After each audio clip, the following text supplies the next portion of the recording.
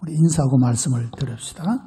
마라나다, 예수께서 오십니다. 그런 뜻입니다. 인사하십시다. 마라나다.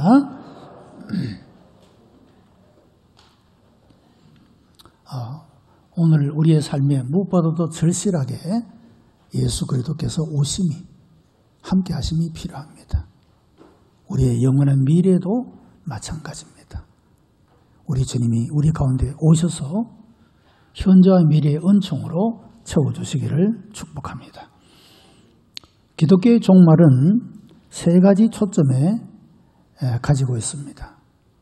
첫째는 예수 그리스도의 재림입니다. 두 번째는 몸의 부활을 말하고 있고, 세 번째는 최후의 심판. 이렇게 크게 세 가지로 기독교의 종말론을 말하고 있습니다. 그 중에서 가장 먼저 나오고 중요한 것이 바로 예수 그리스도의 재림입니다. 예수 그리스도의 재림은 그리스도인들에게는 복된 소망이 되기 때문입니다. 그래서 초대 기독교 교인들은 만날 때마다 마라나다, 예수님께서 오십니다 라고 서로 인사하면서 그 정치적인 박해 속에서 그들의 신앙을, 생명을 걸고 지켜내었던 그런 모습을 보게 됩니다. 그 무서운 박해를 견뎌낼 수 있었던 것은 최후의 심판주 되시는 주께서 오시기 때문에, 그분이 오셔서 이 모든 불의한 것들을 심판하시고 여전히 그리스도를 믿고 살아가는 사람들에게 의롭다 하시고 구원해 주실 것이기 때문에 그들은 이런 인사로 서로 위로하고 격려하면서 그런 신앙을 지켜나갔던 모습을 보게 됩니다. 예수 그리스도의 재림은 모든 성도들이 소망하는 그 모든 것들이 성취되는 사건이기 때문에 이것을 기억하며 위로를 받고 견디며 고난을 이겼던 그런 모습을 보게 됩니다. 오늘날에도 감옥에 있는 이들이나 고통 중에 있는 이들이나 죽음의 직면에 있는 이들은 우리 주님께서 우리의 삶 가운데 오시어 우리를 치유하여 주시고 회복시켜 주시고 은총을 베풀어 주시어 우리 주님이 우리의 삶 가운데 오시기를 간절히 고대하는 그런 마음들을 가지고 살아갑니다. 그러나 불행하게도 이 시대의 많은 사람들은 예수 그리스도의 재림에 대하여 회의적이고 재림은 없다, 이렇게 생각하며 살아가는 사람들이 많다는 것입니다. 1992년에 소위 이장님의 단미 선교회라고 하는 이 사람들이 예수님이 재림하신다,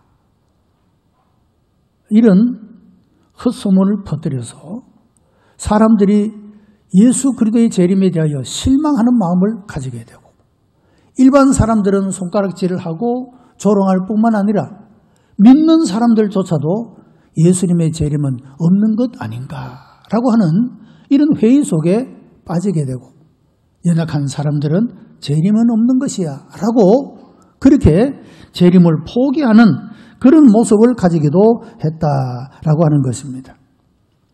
만약에 우리가 그리스도인이면서 일상의 삶의 기쁨을 상실하고 불평과 원망의 삶을 살고 있다면 그것은 예수 그리스도의 재림에 대한 확고한 신앙이 없기 때문이라고 말할 수가 있습니다. 예수 그리스도의 재림은 우리의 구원을 완성합니다. 여러분, 우리가 이 세상에서는 어떤 일들은 형통하고 어떤 일들은 막히기도 하고, 어떤 사람은 나음을 얻고 어떤 사람은 병 때문에 죽기도 하고, 여러분, 이런 일들이 이 세상에서 비일비재하게 일어납니다. 그러나 이 세상에 있는 모든 것들은 다 지나가 버릴 것들입니다. 영원하지 않는다, 그 말씀입니다. 오직 하나님의 나라, 우리를 위하여 예배해 놓으신 그 나라만이 영원한 것이기 때문에, 지나갈 세상의 것들 때문에 우리가 불평하거나 원망하는 것이 아니라 그런 가운데서 여전히 우리를 사랑하고 우리 가운데 함께 하시고 우리를 인도하시고 보호하시는 하나님의 은혜를 생각하며 살아가는 이런 삶이 가능하게 하는 것이 바로 재림에 대한 신앙이라고 하는 것입니다. 오늘 본문 말씀 21절에 오직 우리의 시민권은 하늘에 있는지라 거기로서 구원하는 자 곧 주 예수 그리스도를 기다리노니 우리의 낮은 몸을 자기 영광의 몸의 형체와 같이 변케 하시리라고 말씀하고 있습니다. 하나님 나라의 시민권을 가진 성도는 예수 그리스도의 재림을 기다린다는 것입니다. 그때 어떤 일이 일어나느냐? 우리의 낮은 몸을 자기 영광의 몸의 형체와 같이 변케 하신다고 말씀합니다. 낮은 몸은 무엇을 말합니까? 병드는 몸입니다. 연약한 몸입니다. 죽는 몸을 가리키고 있는 것입니다. 그런데 예수 그리스도를 기다리는 이유는 우리의 이런 낮은 몸을 예수 그리스도의 몸과 같이 영광스러운 몸으로 변화시켜 주실 것이기 때문에 예수 그리스도의 재림을 기다린다. 이렇게 말씀하고 있습니다. 죽지 않는 몸입니다. 병들지도 않습니다. 늙지도 않습니다. 그런 영광스러운 몸으로의 변화를 기다리기 때문에 예수 그리스도의 재림을 기다리노라고 그렇게 신앙을 고백하고 있다라고 하는 것입니다. 이런 신앙의 삶을 오늘 본문 제목에 담았습니다. 저 높은 곳을 향하여 우리의 모든 마음과 우리의 열정과 우리의 목적과 목표와 우리의 모든 생각을 저 높은 곳을 향하여 거기에 마음을 두고 하나님이 육신의 삶을 허락하시는 동안에 하나님이 기뻐하시고 원하시고 선하신 뜻이 무엇인지를 분별하며 우리가 때로는 넘어지기도 하고 연약하기도 하지만 그 뜻을 행하기를 힘쓰며 살아가는 이런 삶이 마땅한 그리스도인의 삶이라고 하는 것입니다. 예수 그리스도의 재림은 주님의 약속이요 성경이 가르치고 있는 진리입니다. 오늘날 많은 사람들은 예수 그리스도의 재림이 공허한 철학이라고 생각합니다. 아마도 그들의 삶이 어둠에 있기 때문에 하나님의 심판을 두려워해서 애써 다시 오시는 주님, 심판의 주님으로 오시는 그것을 부정하고 싶을지 모릅니다.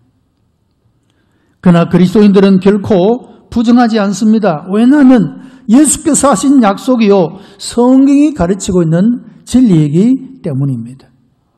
바울은 주님께서 재림하실 때 우리가 공중에서 주님을 영접할 것이라고 말씀을 하고 이것을 복스러운 소망이라고 표현합니다.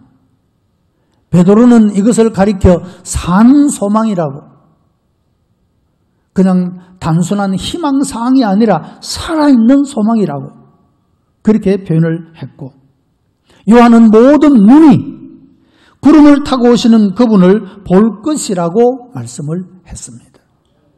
이처럼 그리스도인들은 예수 그리스도의 재림을 믿었고 복음을 전할 때 주님이 다시 오십니다라고 그분이 오시면 우리의 완전한 구원을 성취해 주실 것이라고 우리의 낮은 몸이 영광스러운 몸으로 변화될 것이라고 복음을 전하게 되었다고 하는 것입니다.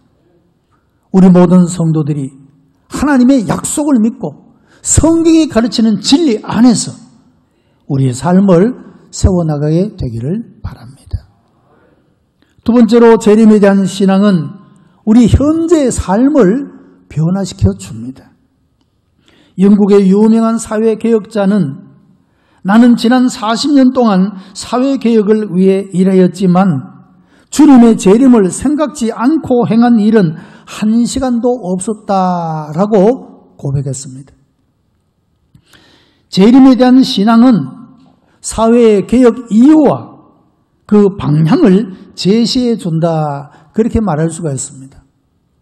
여러분 우리의 삶을 왜 바꿔야 합니까? 우리의 사회가 왜 달라져야 합니까? 왜 변화를 일으켜야 하는 것입니까?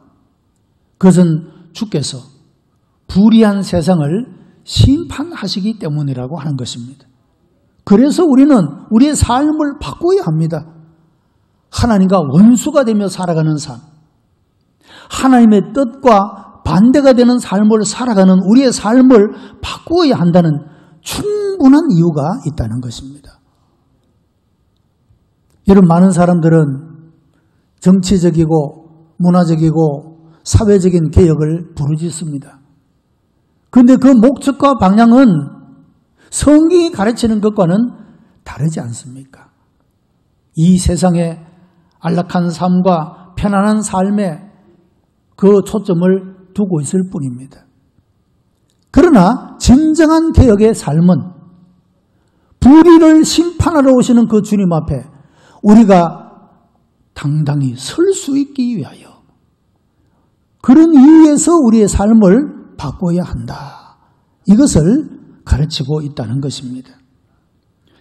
방향은 하나님 나라에 초점을 맞추는 것입니다. 지나가버리고 말.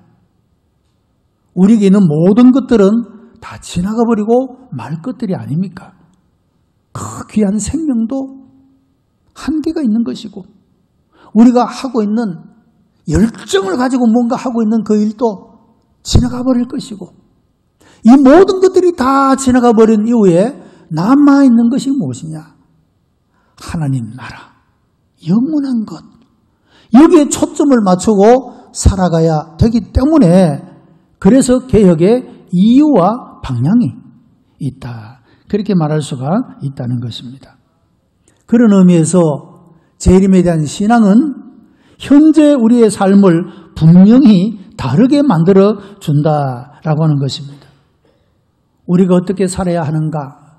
이것을 끊임없이 질문을 하고 하나님 말씀에서 대답을 얻으며 우리 자신의 삶을 하나님 앞에 세우기 위하여 우리가 애쓰고 노력하는 것들이 결단코 허무한 것이 아님을 그것이 진정한 가치가 있는 것임을 알게 해주는 것이기 때문에 재림에 대한 신앙은 참으로 우리 현재의 삶을 바르게 하고 아름답게 하고 변화시켜 나가는 데 역할을 한다.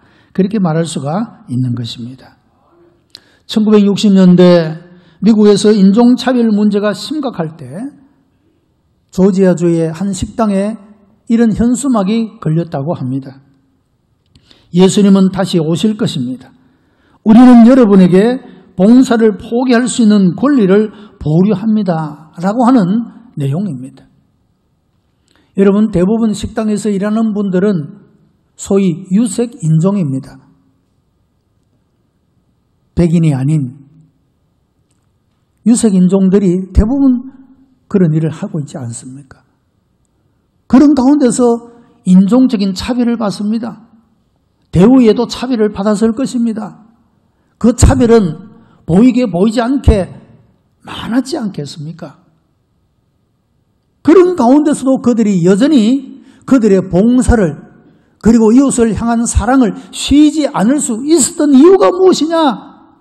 주님은 다시 오실 것입니다.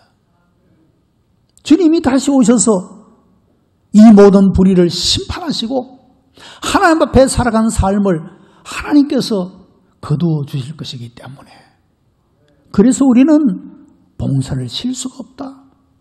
이웃을 향한 사랑을 중단할 수가 없다라고 그렇게 말하고 있다라고 하는 것입니다. 이와 같이 예수 그리스도의 재림을 믿는 신앙은 이 세상에서 진실되고 깨끗한 삶을 추구하게 만드는 것입니다. 존 머리라고 하는 사람은 성화의 중요성을 세 가지로 말했습니다. 첫째는 믿는 자들 안에 있는 모든 죄는 하나님의 거룩함과 모순이 된다. 하나님은 거룩하신데 그 하나님 나라에서 살아갈 하나님의 백성들이 하나님과 같이 거룩해야 하기 때문에 죄는 하나님의 거룩함과 모순이 되는 것이기 때문에 우리는 성화를 추구하며 살아가야 된다라고 말합니다. 두 번째는 이런 죄악된 삶이 그들의 마음과 삶에 갈등을 일으키기 때문이라고 말합니다. 여러분, 사람이 무슨 일을 하든지 마음의 안정감을 가지고 평화로운 마음을 가지고 일하면 그 일을 바르게 할 수도 있고 잘 할 수도 있습니다. 근데 뭔가 사람의 마음이 불안합니다. 두렵습니다. 근심이 있습니다. 생각이 많습니다. 여러분, 그러면 사고가 나기 쉽습니다. 일을 바르게 할 수도 없습니다. 모든 어떤 것들을 정확하게 판단하는 판단력도 그 상한 감정 때문에 떨어질 수가 있습니다. 죄라고 하는 것이 이와 같이 우리의 마음과 우리의 삶의 갈등을 일으키는 것이기 때문에 우리는 거룩함을 추구하며 살아가야 한다. 세 번째는 비록 죄가 여전히 남아있다 해도 죄는 더 이상 주인 노릇을 할 수가 없다라고 하는 것입니다. 여러분, 신앙을 가지고 살아가는 사람은 죄를 용서받은 이후에도 여전히 우리의 무지함과 연약함 때문에 죄에 거한다 할지라도 예수 그리스도의 십자가상에서 지불되었던 이 모든 죄의 대가는 더 이상 죄가 우리에게 주인 노릇을 할 수가 없다라고 선포하고 있다는 것입니다. 그래서 우리가 이런 재림의 신앙을 가질 때 성화를, 거룩함을 추구하는 그런 삶을 살아갈 수가 있고 현재의 삶이 몰라보게 달라지는 삶으로 나아갈 수가 있게 된다라고 말씀하고 있습니다. 세 번째 재림에 대한 신앙은 고난의 의미를 알게 합니다. 고난은 우리의 소망을 든든히 하고 예수님과의 현재적인 교제를 든든하게 이루어가게 만듭니다. 여러분, 우리가 하나님을 간절히 찾을 때가 언제입니까? 편안하고 모든 일이 내 마음대로 잘 되고 그럴 때입니까?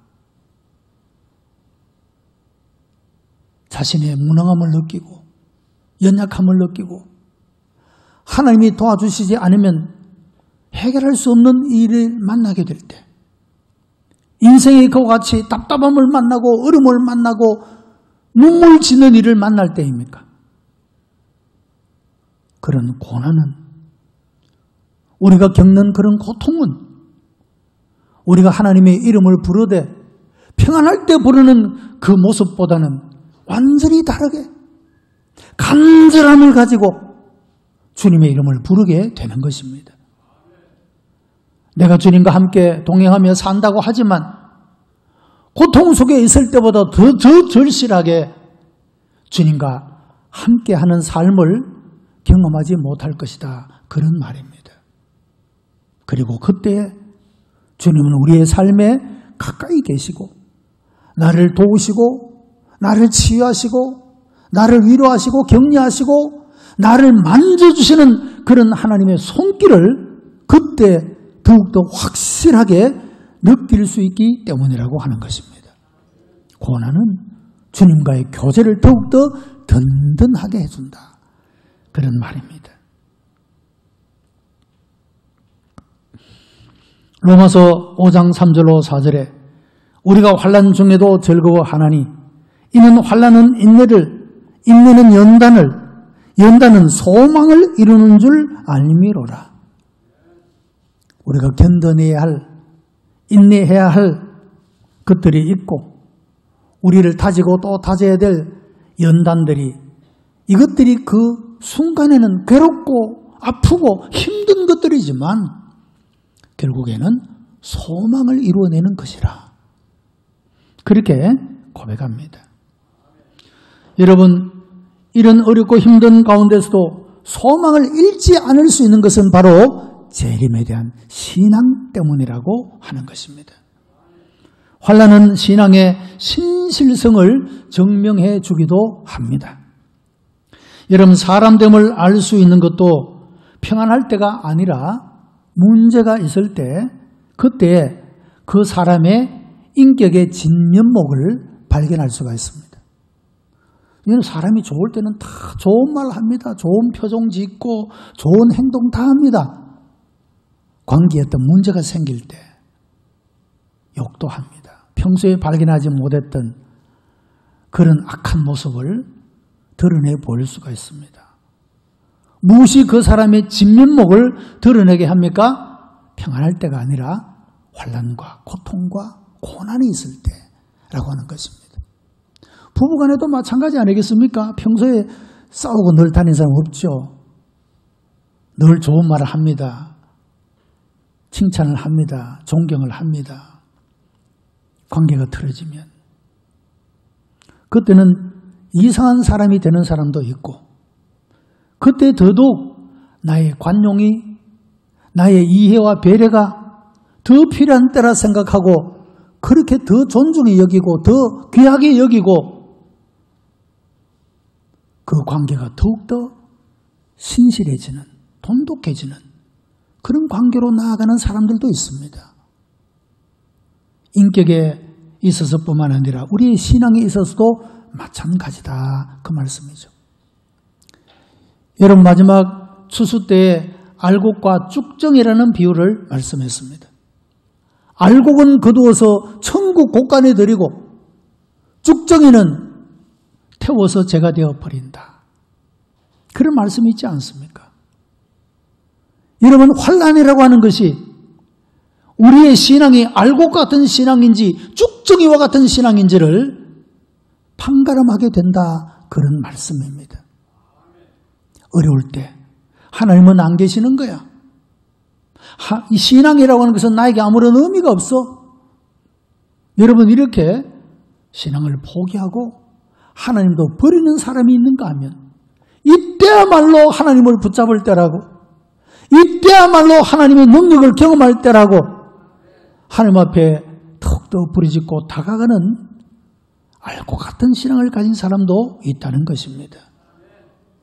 여러분의 신앙이 오늘같이 이렇게 어렵고 힘든, 심리적으로, 경제적으로 여러 모양으로 어렵고 힘든 시기를 살아가는 이때에 여러분의 알고 같은 신앙이, 하나님이 인정하시는 믿음이 세워지게 되기를 축복합니다.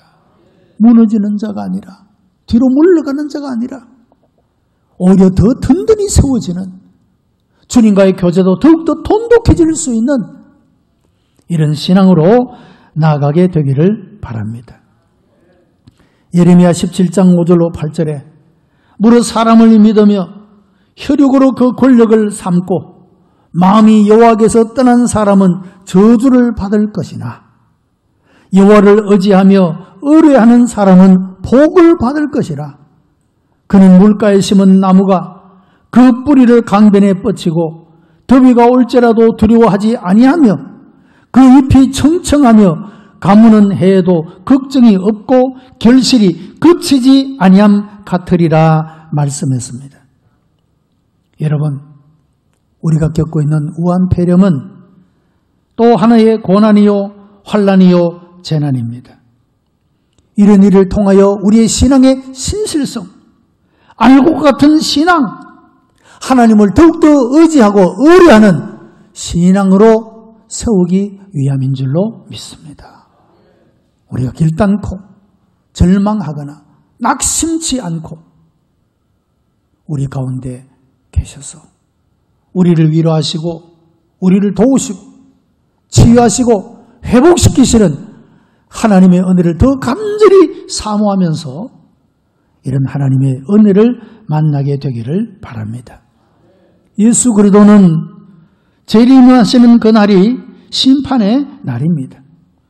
그리스도인들에게는 희망의 날이지만 불신자들에게는 두려움의 날이요 심판의 날이요 절망의 날인 것입니다. 그날에는 모든 사람이 예수 그리스도를 만나게 될 것입니다. 어떤 사람은 사랑의 하나님께서 사람을 지옥에 보내는 심판을 하시겠느냐, 이렇게 말하는 사람들이 있습니다. 여러분, 분명히 성경에는 살인한 강도도 가늠한 여인도 무서운 죄를 지은 모든 사람들이 다 용서받았습니다. 그러나 그들에게 말씀하시기를 다시는 죄를 짓지 말라 말씀하셨습니다. 또 죄를 지었지만 그들에게 용서가 또 선포됩니다. 그리고 다시 죄를 짓지 말라라고 말씀하십니다. 우리 연약함을 아시기 때문에 용서하시되 한 번이 아니라 70번씩 7번까지라도 용서하십니다. 그러나 돌이킬 기회를 남용하거나 오용한 자는 심판을 받게 될 것이라고 하는 것입니다. 끝내 돌아오지 않고 끝내 회개하지 않고 하나님을 등지고 살아가는 사람은 심판을 받게 된다라고 말하고 있습니다. 성도 여러분, 우리 모두도 하나님의 심판을 받아야 마땅한 존재들 아닙니까?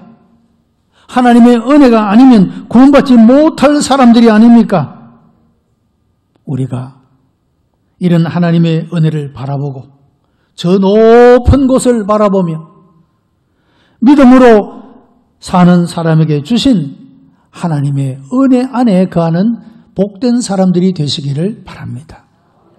지나갈 세상에 미련을 두지 말고 주어진 삶에 최선을 다하며 살아가지만 이것이 나의 목적이 아님을 기억하고 다시 오시는 주님, 그분을 기다리는 재림의 신앙으로 현재의 삶도 새롭게 만들고 변화되며 이 모든 것들도 극복해 나갈 뿐만 아니라 다시 오시는 그 주님을 통하여서 완전한 구원을 이루어가는 그런 우리 복된 성도들, 항상 이 땅에서 발을 딛고 살아가지만 우리의 마음과 우리의 생각이 항상 저 높은 곳을 향하여 살아갈 수 있는 그런 우리 복된 성도가 다 되시기를 주님의 이름으로 축복합니다.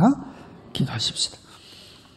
은혜가 풍성한 하나님, 감사와 찬송과 영광을 하나님께 올려드립니다. 우리를 사랑하시어 하나님의 자녀를 삼으시며 이 은혜 가운데 살아가도록 인도하여 주심을 감사하옵나이다.